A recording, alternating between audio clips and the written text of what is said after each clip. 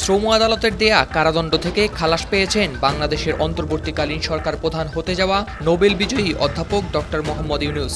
শ্রম appeal tribunal বুধবার ওই রায়ের বিরুদ্ধে ডক্টর ইউনূস সহ অন্যদের করা আবেদনের শুনানি শেষে বিচারক এম.এ. আউয়াল এই রায় দেন। আজকে কোর্ট এই সমস্ত জিনিস শুনানি করে বিবেচনা করে আজকে এই আপিলটিকে চূড়ান্তভাবে গৃহীত করেছে, মঞ্জুর করেছেন এবং চার্জের থেকে আসামিদেরকে খালাস দিয়েছেন। দণ্ডিত অপর তিনজন হলেন গ্রামীণ টেলিকমের সাবেক ব্যবস্থাপনা পরিচালক আশরাফুল হাসান, পরিচালক নূরজাহান বেগম ও মোহাম্মদ শাহজাহানও খালাস পান। আসামি যে চারজন, ডক্টর মোহাম্মদ ইউনূস, তারপরে হচ্ছে আশরাফুল হাসান, নূরজাহান বেগম এবং মোহাম্মদ শাহজাহান, তারা হচ্ছে চেয়ারম্যান এবং ডাইরেক্টর গ্রামীণ টেলিকম। অর্থদণ্ড সহ যা আছে এই মামলা সমস্ত জিনিস এই মামলায় বাতিল ঘোষণা করা। 2021 সালের 9 সেপ্টেম্বর শ্রম আইন লঙ্ঘনের অভিযোগে কলকারখানা ও প্রতিষ্ঠান পরিদর্শন অধিদপ্তর এ মামলা দায়ের করে। দীর্ঘ শুনানি শেষে গত 1 জানুয়ারি গ্রামীণ টেলিকমের চেয়ারম্যান মোহাম্মদ ইউনূস সহ 4 জনকে 6 মাস করে বিনাশ্রম কারাদণ্ড সহ 30,000 টাকা জরিমানা করেন তৃতীয় শ্রম আদালতের চেয়ারম্যান শেখ মেরিনা সুলতানা।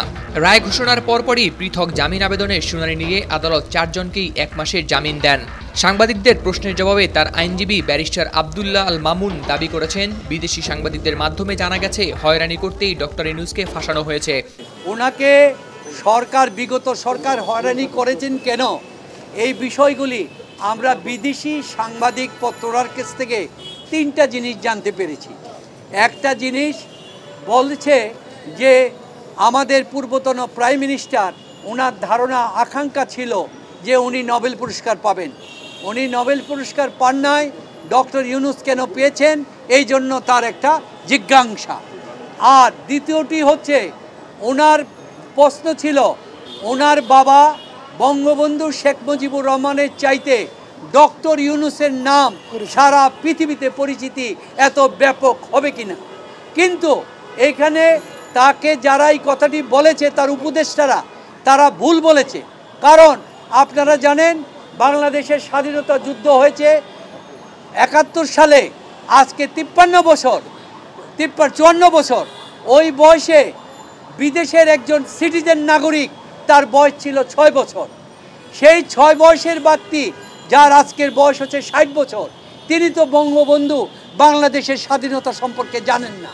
তাই তার কাছে তো বঙ্গবন্ধু পরিচিত হবার কথা নয়, কারণ সে তো নাবালক ছিল, আজকে সে সিটিজেন হয়েছে। সুতরাং আজকে একটি কথা আছে, সে নিজে বাঁচলে বাপের নাম। ডক্টর ইউনূস আজকে সারা পৃথিবীতে আজ পর্যন্ত এত উন্নত দেশের কোনো ব্যক্তি সারা পৃথিবীতে গ্রহণযোগ্য হয় নাই, তিনি গ্রহণযোগ্য হয়েছেন সেইভাবে। এদিকে আজ বুধবার সাংবাদিকদের এক ব্রিফিংয়ে সেনাপ্রধান জানিয়েছেন, বৃহস্পতিবার বিকাল 2টা নাগাদ দেশে ফিরবেন ডক্টর ইউনূস এবং সন্ধ্যা নাগাদ অন্তর্বর্তীকালীন সরকারের প্রধান হিসেবে শপথ গ্রহণ করবেন। হাওলাদার শামীম, RTV।